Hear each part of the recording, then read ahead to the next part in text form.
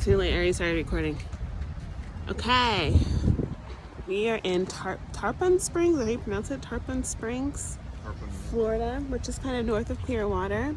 And checking out the sponge factory. So a couple fun facts that we learned about Tarpon Springs is they've got like the #1, or they're really big with a Greek population. You got like the most Greek people here, and they have a lot of sponges, like the sea sponges you see on SpongeBob, not like dope soap and dish sponges. But we're gonna check out this place. Oh, and then seashells and sponges. Let me see if we can go down and look. Check out more. I'm not gonna go by that guy.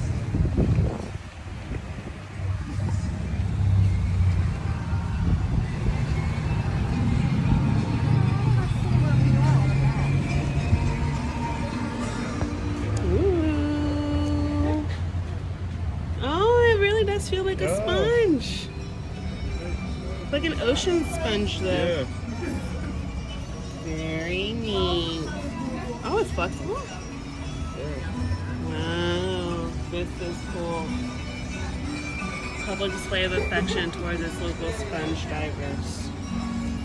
Very, very neat. We'll be sure to share any more cool sponge facts that I learned in another video.